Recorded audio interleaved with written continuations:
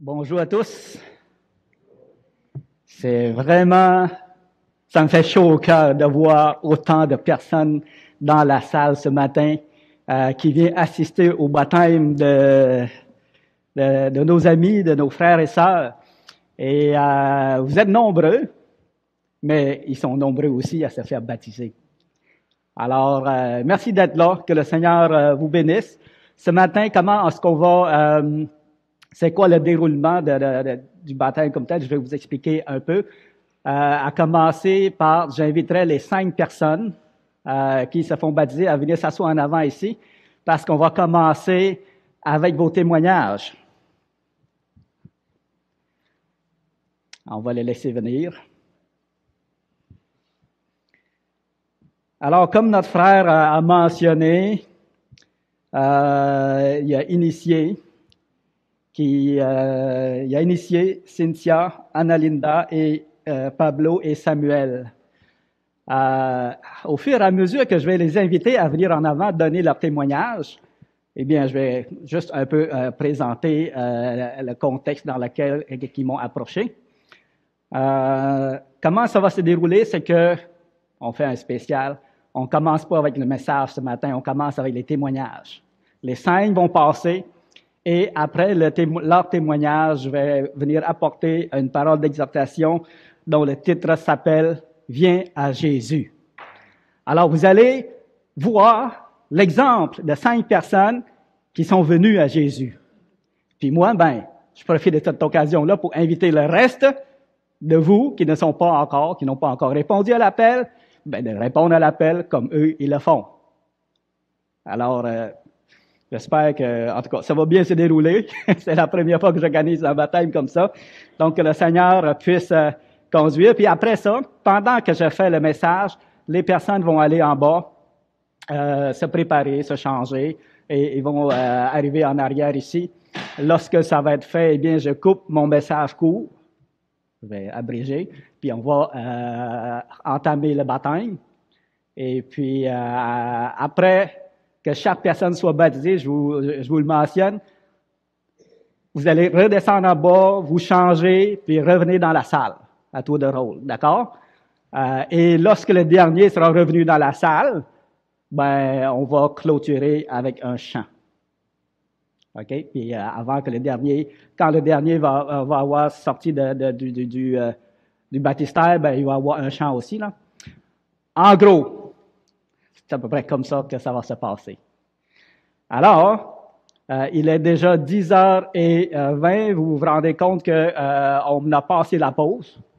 On n'a pas besoin de pause ce matin. Hein? On va avoir un gros temps ensemble à dîner, hot dog et blé d'Inde. J'espère que vous avez faim.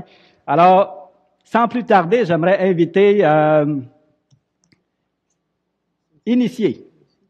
J'aimerais initier à venir. Je sais que vous êtes un peu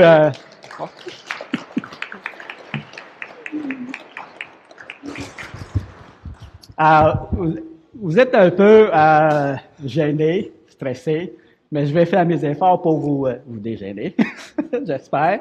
Alors, initier, j'ai été content pendant que Cynthia avait été dans son processus de baptême, Initié avait comme approché Nancy pour dire que hey, j'aimerais me faire baptiser. Elle ne savait pas que Cynthia allait se faire baptiser. Fait que là, Nancy dit t'en parleras à quoi ça? Là? Et puis là, quand elle m'en a parlé, hey, j'étais content. Wow, une personne qui s'ajoute. On va essayer d'organiser tout ça ensemble. Puis au mieux, j'ai entendu que son père allait être là, ses parents. Alors je me suis dit, hey, le Seigneur bénit les choses, le Seigneur organise les choses. Puis aussi, je suis content que ses parents soient là et que c'est même son père qui va la baptiser. Alors, gloire au Seigneur pour ça. Et maintenant, on va entendre le témoignage de notre sœur. Donc, je disais merci au Seigneur pour le privilège de me baptiser enfin. Puis merci à chacun de vous d'être là. Brièvement, mon parcours, j'ai eu le privilège de naître et de grandir dans une famille chrétienne où quotidiennement, on avait des rencontres de prière. À partir de 5 heures du matin, il y avait une petite cloche qui sonnait pour nous rappeler que c'était le temps de rencontre. Puis parfois, on préférait se réveiller un peu plus tôt parce que la cloche était très forte. Mais ça a eu du bon parce que ça nous a habitués à ces moments-là. Une fois par semaine, c'était des moments de jeûne et prière qui sont restés. Donc, même rendue à l'âge adolescente, j'aimais ça, me retrouver toute seule, même en dehors de l'influence parentale. Au début de mon âge adulte, autour de 19 ans, Dieu me permet de venir étudier au Québec. Puis, c'est là que j'ai réalisé que même si j'étais plus dans le nid familial, j'avais déjà cette connexion avec Dieu parce que je suis restée attachée à Dieu. Malgré tout, tu n'avais plus papa ou maman pour te surveiller, mais naturellement, j'aimais ça. Par contre, la coïncidence avec l'entrée à l'âge adulte arrive aussi avec la période de travail, tu te bâtis une famille, puis Dieu merci, je suis en amour, j'ai une famille, des enfants merveilleux. Ça, c'est merveilleux. Jusqu'à temps que je décide de retourner aux études à temps complet. Travail, famille, études reviennent dans la boucle. On entend ça souvent, concilier le tout. Le problème est arrivé quand les études commençaient à prendre trop de place. Pour ma part, je pense que c'est ça. Puis des fois, je me suis dit, pourquoi je suis pas baptisée jusqu'à aujourd'hui? Mais peut-être que Dieu a permis ça pour me faire grandir d'une façon ou d'une autre. Pour d'autres personnes, ça peut être une dépendance à quelque chose. Pour certains, ça peut être une maladie. Dans mon cas, probablement qu'il a permis les études, puis je suis quelqu'un de très dévoué, très engagé. Mais notre force peut venir être une nuisance pour nous parce que je donnais tout le maximum, par exemple, dans mes études, au point d'aller étudier en Abitibi. Je partais 10 jours en avion, je revenais 4 jours. Puis à la limite, je me trouvais comme une super héroïne, mais mes enfants étaient encore jeunes, en train de grandir, ils avaient besoin de moi. Puis on dirait que plus j'en donnais pour mes études, plus il fallait en mettre. Donc, penser à aller plus vite pour sauver du temps, ça fonctionne pas tout le temps. Mais Dieu a eu pitié de moi quand même. Il aurait pu me permettre de faire une dépression dans tout ça. Non, jamais il a permis. Mais souvent, je pensais au peuple d'Israël lors de la sortie d'Égypte. S'ils auraient suivi le plan de Dieu, tout serait bien allé. Mais souvent, en tant qu'humain, on veut prendre des raccourcis, on veut donner le maximum, pensant que ça va être plus efficace. Mais dans ce temps-là, le chemin devient encore plus long et puis on dirait que ce n'est jamais assez. Donc souvent, j'allais être proche du but, puis Dieu allait permettre une petite faille. Oh non, faut tout recommencer. Donc, aller plus vite, ça me retardait. Mais c'est une parenthèse. Puis, il y a quelque chose qui m'a touchée aussi. Souvent, quand Dieu te ramène dans une période d'épreuve au plus bas, tu te dis, waouh, si ça serait un être humain, par exemple, il aurait dit, ben, tu t'es détourné un peu de moi, tu as accordé la priorité à d'autres choses. En fait, mes moments quotidiens de prière avec Dieu, c'était la petite prière du matin ou lors du repas, puis c'était terminé.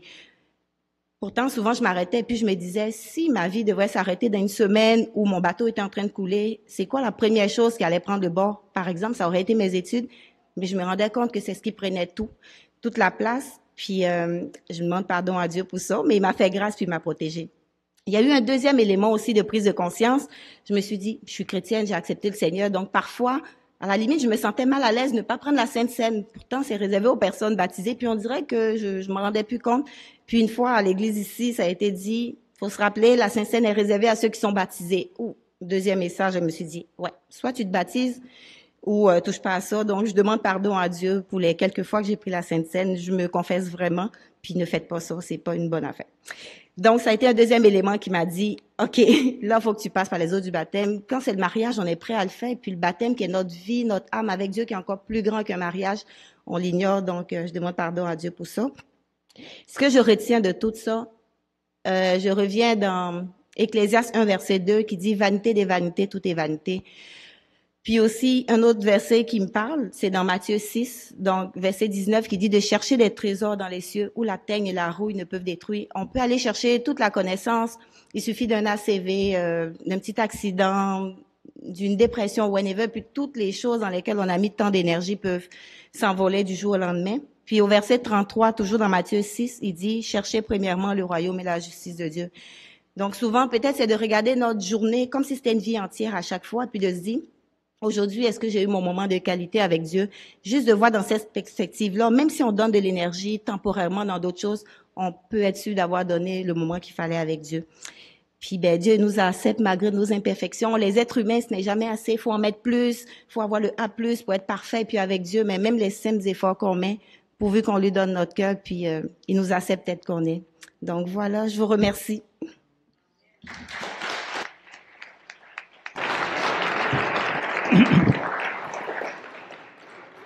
Merci, initié. Je ne lui ai pas dit, là, mais je l'ai cédulée la première à faire son témoignage parce que je trouvais qu'elle était la personne la moins gênée. Peut-être que je me trompe, mais je pense qu'elle s'est très bien débrouillée. Alors, félicitations. Alors, la deuxième personne, c'est Cynthia.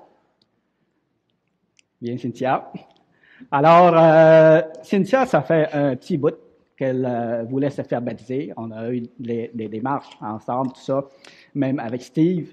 Alors, puis ça a retardé, mais enfin, aujourd'hui, c'est là, c'est le grand jour. Vaut mieux tard que jamais, comme on dit, et par la gloire de Dieu. Bien entendu, on demande à ce que le Seigneur soit avec elle pour son témoignage. Alors, pas Elle est trop juste stressée. nerveuse un petit peu. Alors, c'est bien, on est prêt à Surtout t'entendre. après avoir passé après initié, là, vraiment, wow. Moi, ça va être la lecture parce que je suis pas assez à l'aise pour dire que je suis capable de dire par cœur. Puis quand je commence à parler, je finis plus. Fait que je suis mieux de lire, OK? Sinon, on va passer la journée ici. Donc, bonjour et bienvenue à tous, premièrement. Je me présente, je m'appelle Cynthia, j'ai 44 ans, excusez, un petit peu nerveuse, ça va tomber. Mère de 2 grandes filles, mamie de 2 petites filles. Je suis la dernière d'une famille de 4 enfants et nous avons grandi avec les principes catholiques. Je ne me souviens pas exactement l'âge que ma mère s'est convertie, mais je crois que c'est environ vers 50 ans, alors qu'elle habitait encore à cette île dans ma ville natale. Mon père s'est converti quelques semaines avant son décès, alors qu'il était emménagé ici au Saguenay. Je me rappelle parce qu'il y avait eu un repas de Noël ici au sol à l'église, puis certains frères qui avaient quand même des bons muscles, parce que mon père était quand même costaud, l'avaient aidé à descendre parce qu'il était en fauteuil roulant à cause de son état de santé. Comment ai-je accepté Jésus-Christ? Dès mon jeune âge, j'ai vécu des choses qu'une petite fille de cet âge n'aurait jamais dû vivre. À la suite de ça, je me suis renfermée sur moi-même en plongeant dans la solitude. Arrivée à ma période adolescente, j'avais un ami en qui j'avais confiance, mais qui malheureusement m'a volé mon innocence sans mon consentement. Cette épreuve a fait en sorte que mes choix de vie ont été contraires à mes aspirations, ce qui explique la raison qu'à l'âge de 18 ans, j'ai eu ma première fille et ma deuxième à 22 ans. En 2017, j'ai décidé de quitter Beauport pour venir prendre soin de mon père alors que sa santé se détériorait et pour me sortir aussi d'une relation toxique. Ma rencontre avec Jésus-Christ. À cette étape de ma vie, je me sentais perdue, fatiguée, dépressive de tout ce que je vivais intérieurement. J'avais l'impression que personne ne me comprenait et que je me sentais extrêmement seule. J'avais vraiment besoin de me retrouver, de penser à moi, donc c'était la raison de mon arrivée à Jonquière. Ma mère a donc commencé à me parler qu'elle fréquentait une église depuis son arrivée au Saguenay et qu'elle rencontrait son pasteur régulièrement, qui est Michel. Un jour, elle m'a proposé de l'accompagner. J'avoue que j'ai un peu hésité, ne sachant pas trop à quoi m'attendre et aussi par peur d'être reçue avec une brique et un fanal. OK? On s'entend que Michel, c'est rough, OK? Mais c'est bien. Là, je vais vous expliquer comment le Seigneur est venu me chercher. Tout en écoutant l'enseignement donné, j'ai commencé à m'interroger et à prendre conscience que j'étais vraiment perdue, mais vraiment perdue, que le péché m'envahissait et m'empêchait d'avancer, que finalement ma vie n'avait aucun sens. Dans la parole, il est dit, dans Romains 3, 23, « Car tous ont péché et sont privés de la gloire de Dieu. » Michel m'a alors demandé comment je le dirais pour l'appliquer à moi, et j'ai répondu, « Car j'ai péché et je suis privé de la gloire de Dieu. » Ouf, ça claque. À cet instant, j'ai réalisé que moi, Cynthia, j'étais complètement perdue dans mes péchés. Est-ce qu'il y a une solution à mes péchés? Heureusement, oui, le Seigneur est là. Romains dans 5.8 nous dit, « Mais Dieu prouve son amour envers nous, en ce que, lorsque nous étions encore des pécheurs, Christ est mort pour nous. » Mais ce qui m'a vraiment réconfortée et rassurée, c'est qu'en remplaçant le « nous » en moi, j'ai pris conscience que Dieu s'adresse à moi personnellement. Un autre verset nous dit en Jean 14.6 que Jésus est le chemin, la vérité et la vie, et que nul ne vient au Père que par moi. Un petit dernier qui me parle beaucoup, qui me démontre l'amour personnel de Dieu pour le pécheur perdu, car Dieu a tant aimé le monde, et quand j'ai changé certains mots pour mon nom, car Dieu a tant aimé Cynthia qu'il a donné son Fils unique afin que quiconque, Cynthia, croit en lui, ne périsse point, mais qu'elle ait la vie éternelle. Suite à cet enseignement, j'ai reconnu que j'étais pécheur, que j'avais besoin d'être pardonné et que le seul qui pouvait le faire était notre Seigneur Jésus-Christ qui est mort pour moi. Quelques changements que Dieu a apportés dans ma vie. Premièrement, grâce à cette nouvelle vie que Dieu m'a accordée, j'ai retrouvé un sens à ma vie. On est en 2017. En 2018 survient le décès de mon père que j'ai vécu difficilement.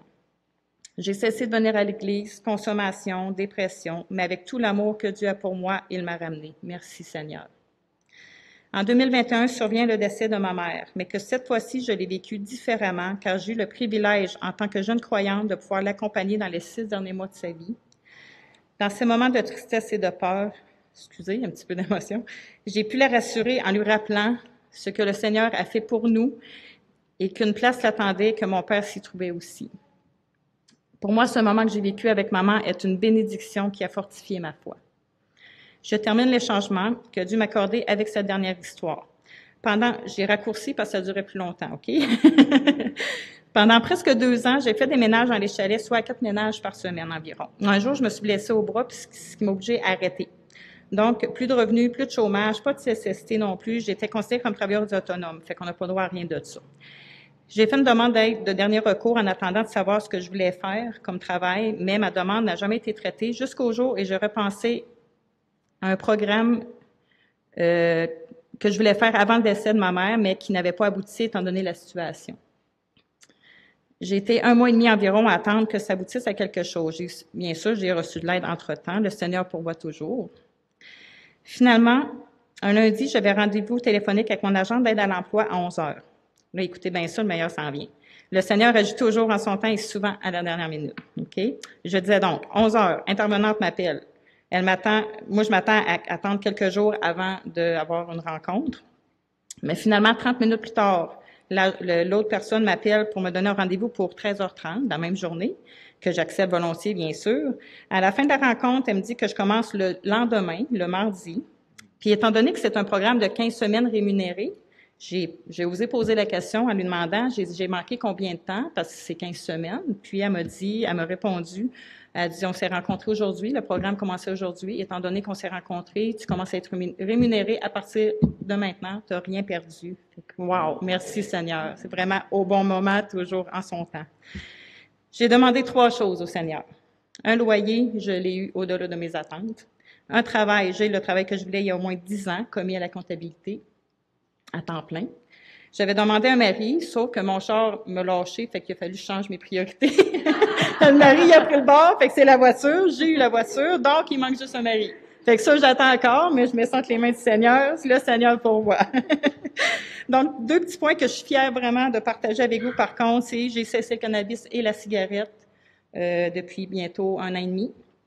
Et pour conclure, j'aimerais vous partager le verset qui m'a profondément touchée lors de ma conversion. C'est dans Matthieu 11, 28. « Venez à moi, vous tous qui êtes fatigués et chargés, et je vous donnerai du repos pour vos âmes. » Merci de m'avoir écouté et que Dieu vous bénisse abondamment. Merci.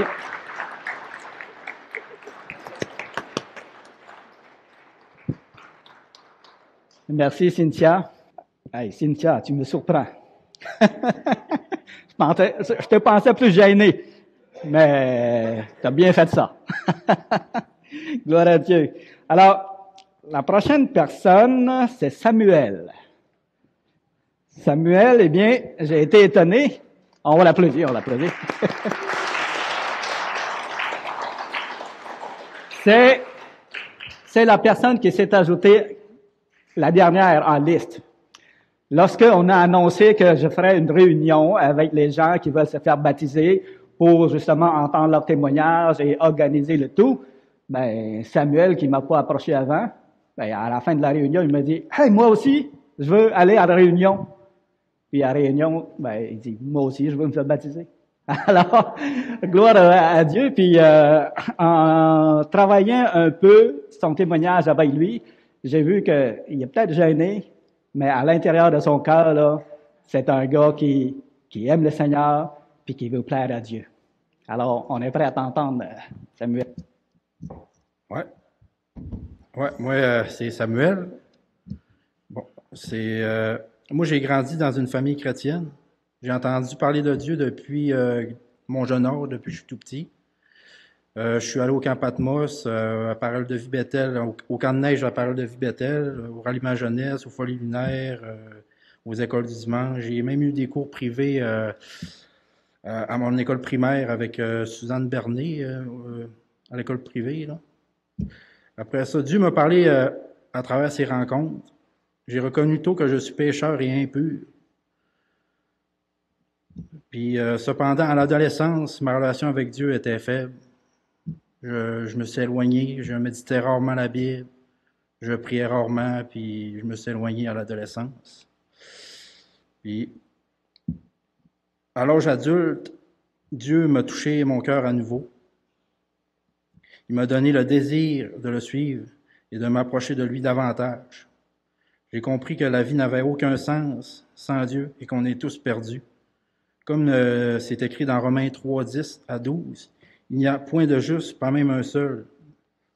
Nul n'est intelligent, nul recherche Dieu, tous sont égarés, tous sont pervertis, il n'y a aucun qui fasse le bien, même pas un seul. Alors, j'ai demandé à Dieu de me reprendre, de me régénérer. J'ai reconnu que je suis pécheur et perdu. Sans lui, on est tous perdus.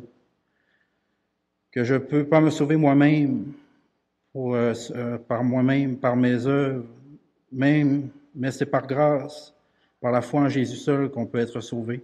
Comme dit Éphésiens 2:8, car c'est par grâce que vous êtes sauvés, par le moyen de la foi, et cela ne vient pas de vous, c'est un don de Dieu. OK. Comment la vie a changé après accepter? Maintenant, je suis sérieux dans ma foi envers le Seigneur. Je veux marcher dans ses voies et lui plaire. Par exemple, je prie plus souvent, je lis ma Bible plus souvent et je veux le connaître davantage et lui obéir. Je m'efforce à venir à l'Assemblée quand je peux pour rencontrer le Seigneur, pour grandir dans la foi et mettre en pratique ses enseignements. Comme dit dans Hébreux 10, 25, « N'abandonne pas nos assemblées comme c'est la coutume de quelques-uns, mais exhortez-nous réciproquement. » Bon. Je veux vivre pour Dieu, donner ma vie entière pour Dieu, mon Créateur et Sauveur personnel.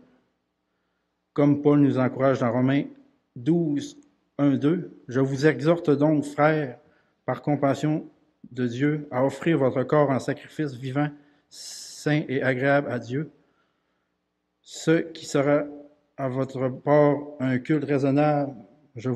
Ne vous conformez pas au siècle présent, mais soyez transformés par le renouvellement de l'intelligence afin que vous discerniez quelle est la volonté de Dieu, ce qui est agréable et parfait.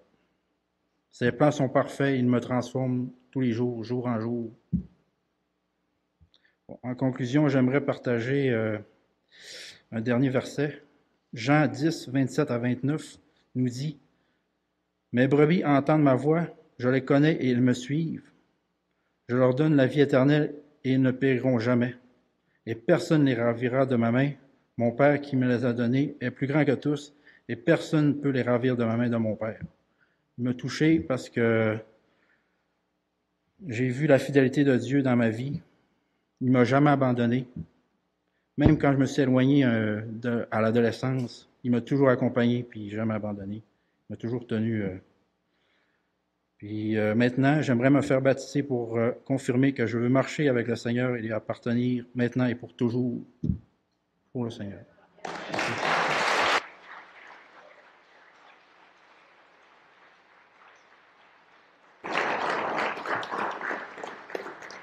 Merci Samuel.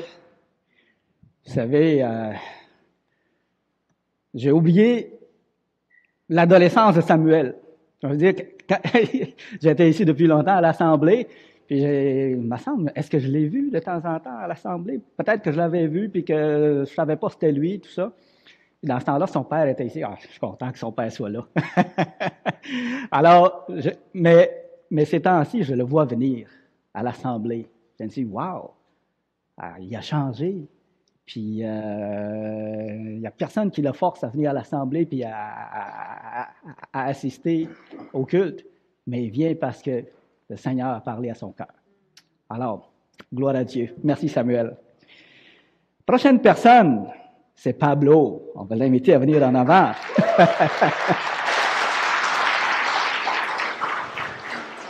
Alors, Pablo, on était en bas. Je parlais avec Anna-Linda concernant le baptême, puis j'expliquais à Anna-Linda comment on fait telle affaire. Puis là, Pablo, il nous écoutait. Puis là, à la fin, il dit, « Moi aussi, je vais me faire baptiser. »« Ah ouais? Toi aussi, tu veux te faire baptiser? Tu veux être ajouté à la liste? »« Ah, ben c'est le fun, ça. Le nombre de personnes commence à augmenter. » Donc, j'étais content, puis Pablo, il va nous partager son témoignage sur qu'est-ce qui l'a motivé à ce baptême-là. Merci. Bonjour à tous. Je m'appelle Pablo Nathan, j'ai 15 ans et bientôt 16 ans. Je suis né et j'ai grandi dans une famille chrétienne. et depuis ma naissance, je fréquente cette église évangélique. Quand je suis né, mes parents étaient jeunes et ils étaient encore aux études, donc je me rappelle de m'avoir fait garder assez souvent par mes grands-parents. Lorsque j'étais plus jeune, je me rappelle encore que mes grands-parents me mettaient des émissions pour enfants sur les grands livres importants et marquants de la Bible et des chansons chrétiennes pour enfants en espagnol louangeant l'amour de Jésus et sa grâce. Et puis arrive un jour, la maternelle 5 ans, où la vie était simple, mais où les enseignements que j'avais reçus étaient différents de ceux qu'on m'avait enseignés dans mon enfance. Au début, je mélangeais beaucoup les deux langues, le français et l'espagnol, mais vite avec le temps, j'ai pu distinguer les deux langues dans mes discussions. Durant mon primaire, j'avais peu d'amis, mais tout le monde m'aimait, surtout les enseignantes.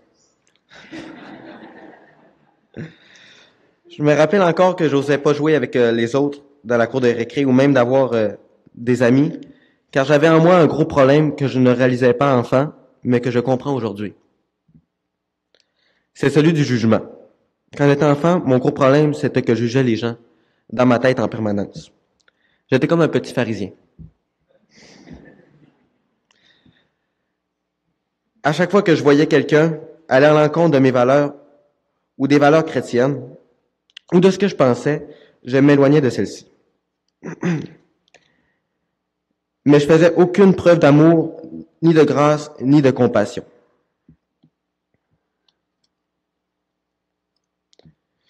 Donc, on peut en déduire que j'avais pratiquement pas d'amis. Donc, j'ai passé pratiquement toute mon primaire tout seul, sans amis, et je savais très bien que je n'étais pas heureux. Mais je pensais que c'était la bonne chose à faire. Donc, un jour est arrivé le secondaire, où Dieu a commencé à travailler dans mon cœur. Tranquillement sur le point spirituel, plus précisément entre la 6e année, le secondaire 1 et le secondaire 2, où j'ai commencé à aller dans les camps chrétiens l'été et à m'entourer de personnes qui se rapprochaient de plus en plus des valeurs chrétiennes, de mes valeurs.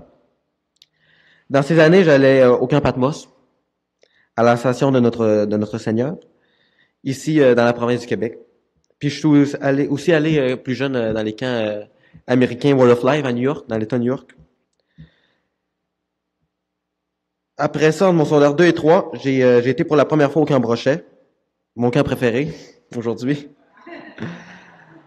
en tant que campeur, et l'année suivante en tant que bénévole au camp Brochet. Là où mes grands-parents se sont rencontrés, ainsi que mes parents, ainsi que mes oncles et mes tantes. Puis, en travaillant dans ce camp-là, j'ai créé des liens forts entre autres chrétiens, autant campeurs que bénévoles, avec qui j'ai travaillé. Et ces personnes sont pour moi et sont devenues pour moi comme des frères et des sœurs dans le Christ. Je me suis senti intégré, accueilli, pas jugé, mais plutôt au contraire, j'ai ressenti l'amour de Jésus dans ces gens. Le sens de l'amour et d'une fraternité chrétienne, où tous avons le même but commun de servir le Christ. Et comme dirait Matthieu 20, 28, de même que le Fils de l'homme n'est pas venu pour être servi, mais pour servir et donner sa vie en rançon pour plusieurs. C'est avec cette mentalité, et c'est ainsi qu'ils l'ont et que nous avons servi grâce au Saint-Esprit qui règne en nous. Depuis un certain temps déjà, il y a une phrase, une manière de penser qui guide ma vie. Je la cite. Pensons, parlons, réfléchissons, écoutons et agissons avec le cœur du Christ. Puis j'ai appris plus profondément que c'est en lisant et en appliquant sa parole qu'il est possible d'en faire ainsi. Car c'est ainsi que le Christ désire qu'il en soit pour nos vies. Pour terminer, avec le même verset un peu que Cynthia nous a dit, Matthieu 11, 28. Venez à moi, vous qui êtes fatigués, car mon fardeau est léger. De sorte, vous vivrez pour l'éternité. Donc, c'était le verset qui m'inspirait le plus, qui me donne un peu un sens à la vie. Alors, c'était tout. Merci.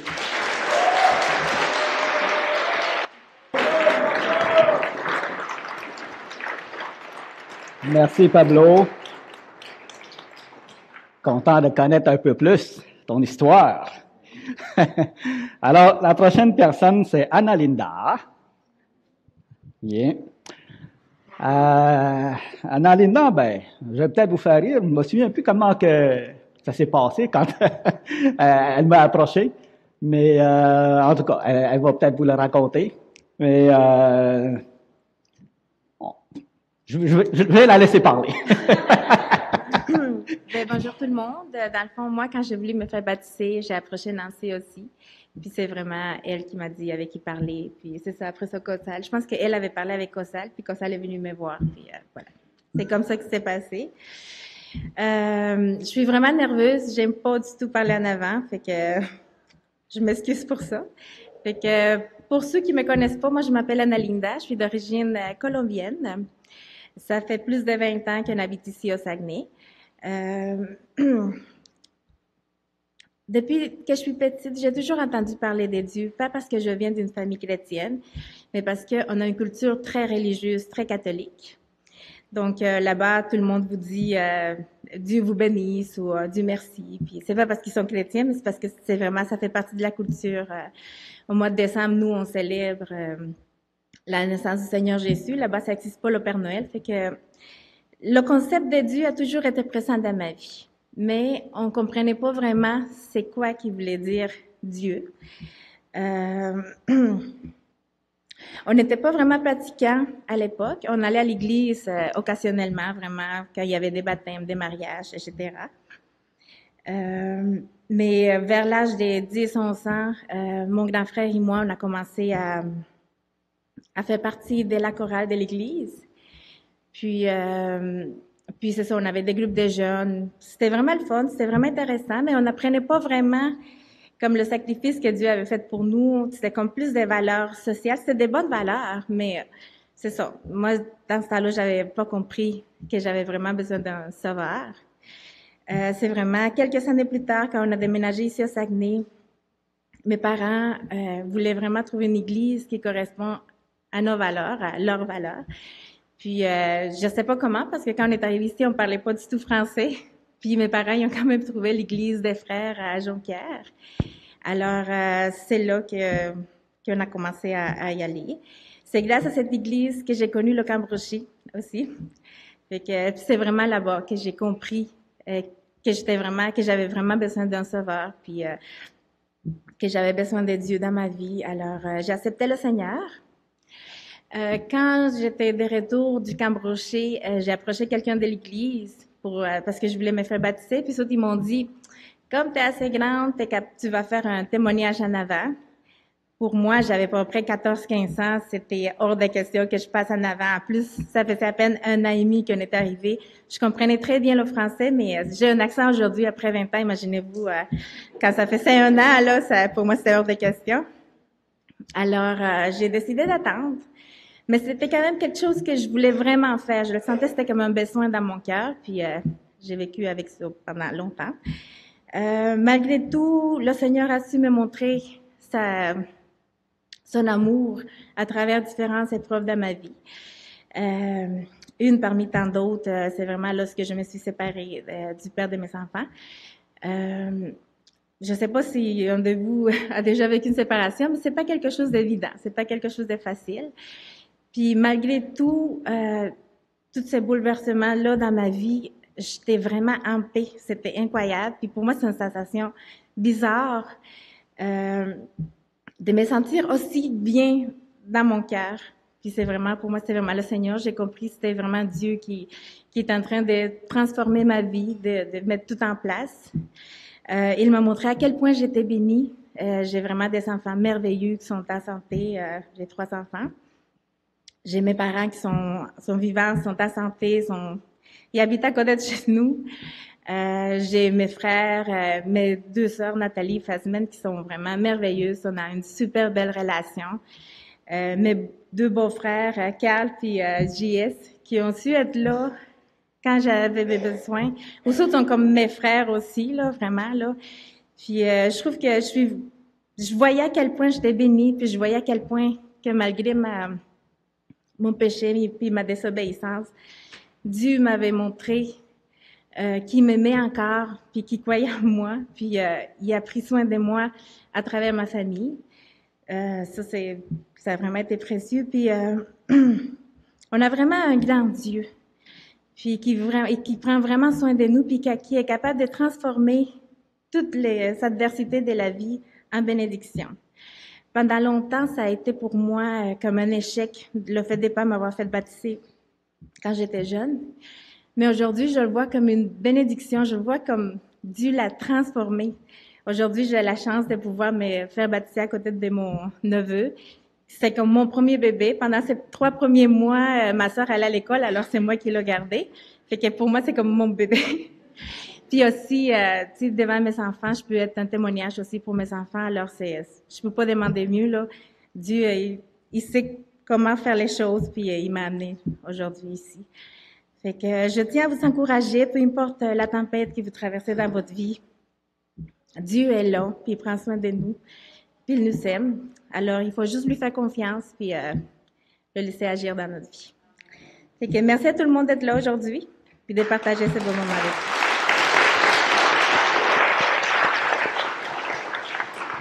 Ça sera pas long qu'à ça. J'inviterai les 5 à se déplacer pour aller chercher leur truc, pour aller changer. Moi, j'ai un mot à dire sur chacun de vous. Premièrement, c'est pas encore fait, mais félicitations déjà à l'avance. Samuel, je l'ai vu, il était haut comme ça, qui fréquentait l'assemblée. Puis là, aujourd'hui, je le vois, il est grand de même, puis il est comme ça. Mais je suis vraiment content pour toi, mon frère, que tu aies pris la décision de te faire baptiser. Puis, je vous dis, si vous n'avez pas eu l'occasion de parler encore avec Samuel, là, c'est plaisant d'avoir une discussion avec. C'est vraiment plaisant, puis de le voir régulièrement à l'église, c'est quelque chose aussi de vraiment grandiose que de le voir parce que on a vu une transformation dans ta vie. Ça, c'est vraiment hot. C'est tout en ton honneur, puis en l'honneur de notre grand Dieu aussi. Pablo, je l'ai à l'école du dimanche avec moi. Ce qui est venu me chercher chez Pablo, c'est sa curiosité d'apprendre sur l'Éternel. Et on dirait que c'est jamais assez. Là, Pablo, l'école du dimanche, elle est finie, tu sais. Mais sa curiosité, puis lâche pas, Pablo, ta curiosité, puis de vouloir d'apprendre davantage sur l'Éternel. C'est comme ça qu'on grandit, puis c'est comme ça qu'on a la victoire sur nos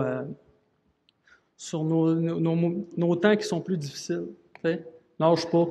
Puis continue à garder le cap, puis d'avoir les yeux rivés sur l'Éternel.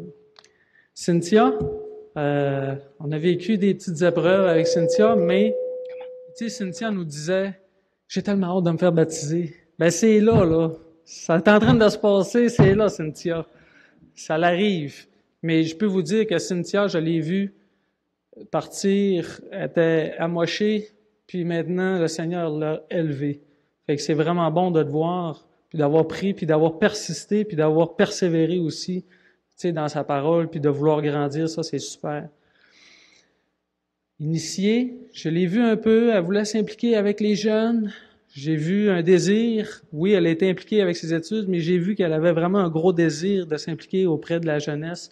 Mais faut pas lâcher ça non plus, initié, c'est super, c'est tout en son honneur, puis en l'honneur du Seigneur aussi, que de vouloir s'impliquer. Puis je peux vous dire une chose, moi je vois Pablo qui se fait ce matin, qui se fait baptiser, c'est vraiment quelque chose comme une petite fierté qui s'allume en dedans de nous autres quand on les a à l'école du dimanche, puis qu'on les voit, puis qu'ils grandissent, puis qu'ils persévèrent dans la parole de Dieu, c'est vraiment quelque chose d'incroyable. Puis Annalinda, j'ose pas l'affronter avec le trio des sœurs.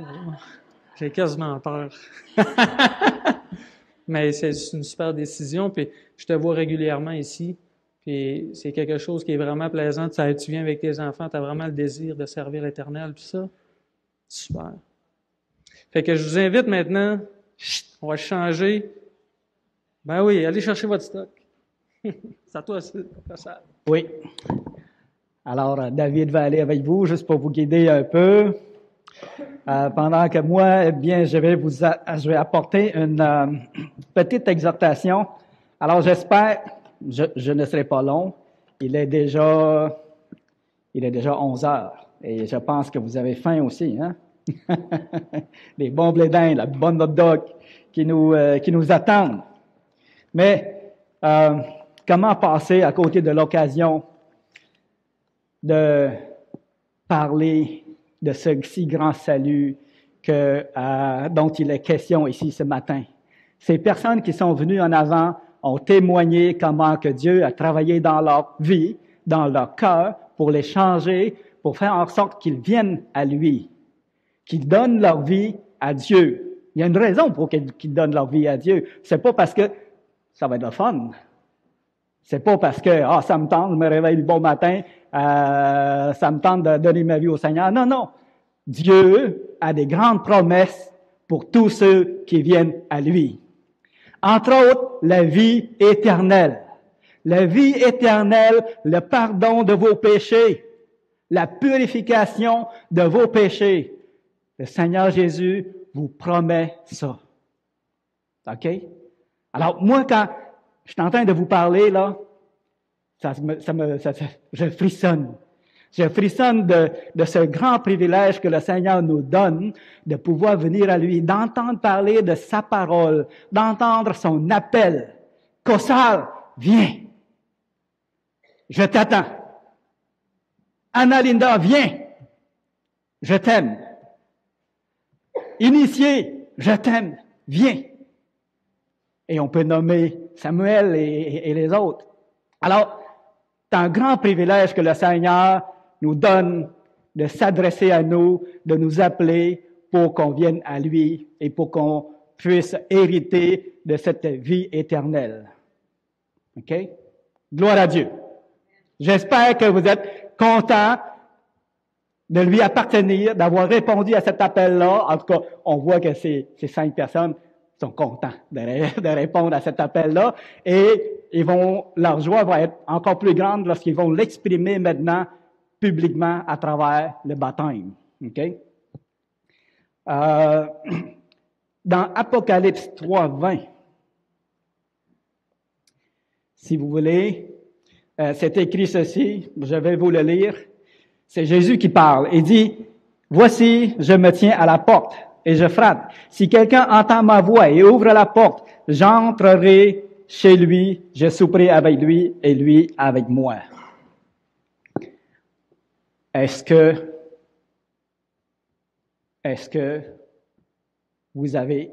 des fois vous entendez cet appel-là? C'est Jésus qui cogne à la porte de votre cœur. Je m'adresse à ceux qui n'ont pas encore répondu à l'appel. Peut-être à travers un chrétien, peut-être à travers une parole, peut-être que vous entendez quelque chose de la parole de Dieu qui vous parle. À ce moment-là, dites-vous que Jésus cogne à votre porte. Et tout ce que vous avez à faire, c'est d'ouvrir cette porte-là. Et quand que Jésus dit, j'entrerai chez lui et je souperai avec lui, c'est pas juste un petit souper. Le Seigneur nous parle du noce de l'agneau, là. Quand que vous allez être avec lui à célébrer le noce de l'agneau dans le ciel. tout qu'un festin, OK? Dans Matthieu 11, 28, il y a une autre parole qui nous parle, que le Seigneur Jésus nous parle à travers ça. Alors, c'est écrit ceci, « Venez à moi, vous tous qui êtes fatigués et chargés, et je vous donnerai du repos. » Peut-être que vous dites, « Ça va bien dans ma vie. Je suis pas fatigué, je suis pas chargé. » Ah ouais? Vous m'en parlerez. Mais quand le Seigneur Jésus dit « fatigué et chargé », fatigué de quoi? Chargé de quoi? De quoi qu'il parle? Ben, fatigué de tous les effets dévastateurs du péché qui règne dans le monde. Je vous assure qu'on est tous fatigués de ça. Hein? Le péché, les conséquences, les effets du péché nous atteignent. Et chargé de quoi? Ben, chargé du péché et de la condamnation. Et je vous assure que tous dans ce monde, nous sommes pécheurs et condamnables au plus haut point. La parole de Dieu nous dit ceci, dans Romains 3, le verset 23.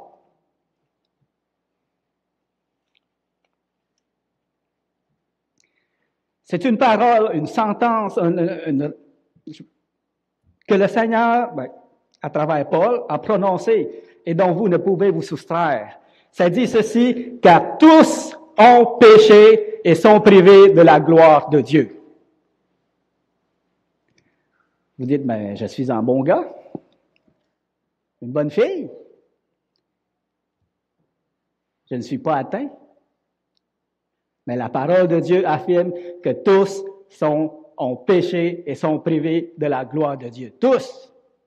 Si on raconte un mensonge, si on a une idée croche dans la tête, si on se chicane avec un frère, si on dit à quelqu'un qu'il est insensé, tout ça, c'est des péchés.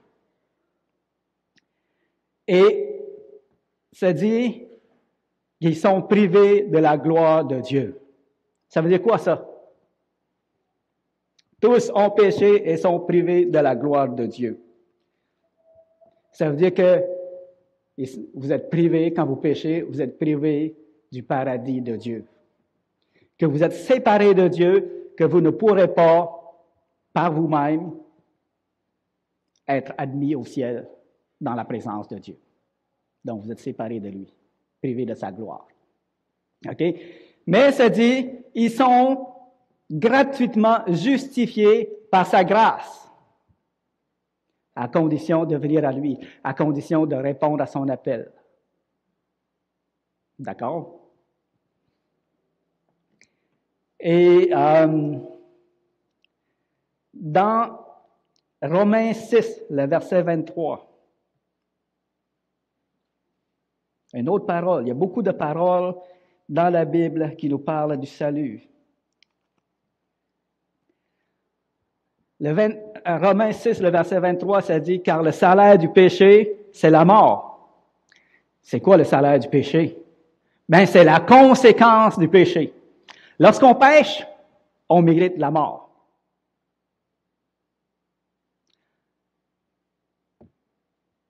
Et la suite, ça dit, « Mais le don gratuit de Dieu, c'est la vie éternelle en Jésus-Christ, notre Seigneur. » Alors, il y a un contraste. Le salaire du péché, les conséquences du péché, c'est la mort. Mais lorsque tu viens à Jésus, lorsque tu crois en lui, que tu lui demandes pardon pour tes péchés, que tu te repentes pour le péché que tu as commis, que tu te reconnais comme pécheur perdu, comme on a entendu, eh bien, le Seigneur nous pardonne et nous donne la vie éternelle en lui. OK? Mais le don gratuit de Dieu, le don gratuit, ce n'est pas parce que tu es bon, ce n'est pas parce que tu mérites la vie éternelle, mais c'est parce que le Seigneur, à travers le Seigneur Jésus, à travers le Fils de Dieu qui a donné sa vie pour nous, eh bien, en croyant en lui, en croyant en son sacrifice, on obtient le pardon et on a la vie éternelle qu'il nous promet.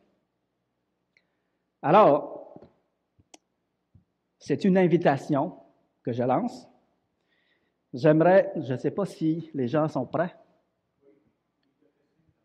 Ah, il m'a fait signe tantôt? Excusez-moi, dans ce cas, je veux juste lire un verset avant qu'on se prépare. Dans Jean 6, le verset 37, ça dit ceci. « Tous ceux que le Père me donne viendront à moi, et je ne mettrai pas dehors celui qui vient à moi. » Belle parole, ça. Venez à lui, et il va vous ouvrir ses bras pour vous accueillir, pour vous pardonner et vous donner, faire de vous son enfant. Alors, je vais aller en arrière. Puis, je vais demander à mon frère de venir aussi parce que c'est lui qui va baptiser sa fille. On va se préparer. On a entendu ton témoignage et puis, selon ce témoignage, tu as accepté le Seigneur. comme étant le Seigneur de ta vie et ton Sauveur. Et aujourd'hui, tu veux le démontrer publiquement en te faisant baptiser. Est-ce que c'est bien ça? Oui. Alors, Cynthia, sur cette confession, je te baptise au nom du Père, du Fils et du Saint-Esprit.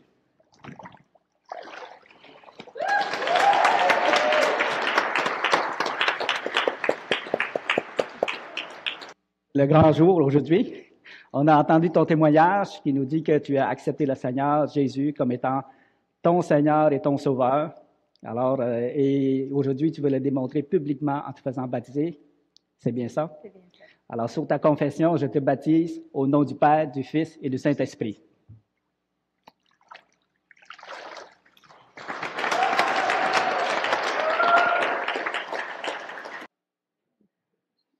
Qui a été initiée reine Tchekama, épouse Nia Admi. Déclare-tu devant cette assemblée des saints, cette auguste assemblée, que tu reconnais que c'est Jésus-Christ seul qui peut te sauver de tes péchés, et qu'à partir de ce moment, tu ne peux vivre désormais que pour lui seul.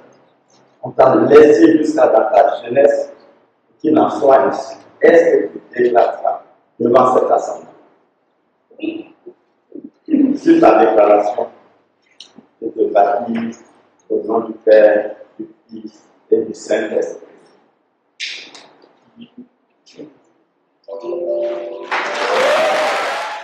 Pablo, ça me réchauffe le cœur. Un jeune comme toi qui prend sa décision pour le Seigneur. Hein? On est tous contents et heureux de voir ça. Donc, sur le témoignage que tu nous as raconté, tu confirmes que tu as accepté le Seigneur, Oui. Jésus comme ton Seigneur et maître de ta vie, et tu veux le démontrer par le baptême. Oui. Alors, sur cette confession, je te baptise au nom du Père, du Fils et du Saint-Esprit.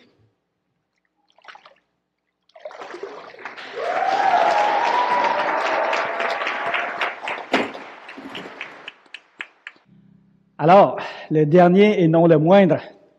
J'espère que je vais être capable de le retirer de l'eau.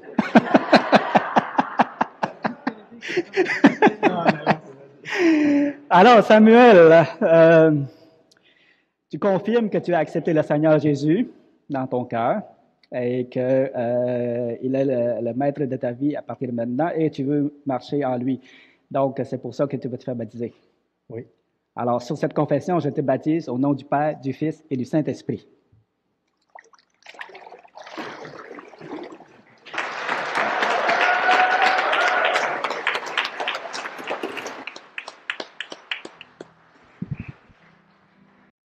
Le baptême, en fait, ça représente quoi? Dans Colossiens 2, 12, il nous dit ceci, « Ayant été ensevelis avec lui par le baptême, vous êtes aussi ressuscités en lui et avec lui par la foi en la puissance de Dieu qui l'a ressuscité des morts. Vous qui étiez morts par vos offenses et par l'incirconcision de votre chair, il vous a rendu à la vie avec lui en nous faisant grâce pour toutes nos offenses. » Alors, le baptême, ça exprime notre mort et notre résurrection avec Christ. Vous êtes morts avec Christ. Ayant été ensevelis avec lui par le baptême, vous êtes ressuscités en lui et avec lui par la foi en Jésus-Christ. Alors, j'aimerais conclure cet avant-midi avec ça. Normalement, j'aurais attendu que les gens qui sont baptisés reviennent pour le dire, puis qu'on chante. Mais là, il est 11h24, puis je pense que c'est le temps de descendre en bas pour partager le repas ensemble. Alors, je vais rendre grâce au Seigneur. Je vais rendre grâce pour le repas et on va pouvoir partager ça. Voilà. Seigneur, grand Dieu Tout-Puissant, merci pour ces personnes qui se sont faites baptiser ce matin, Seigneur, et tout le témoignage. Premièrement, le témoignage de ta grâce, le fait que tu as touché leur cœur, le fait que tu les as amenés à toi.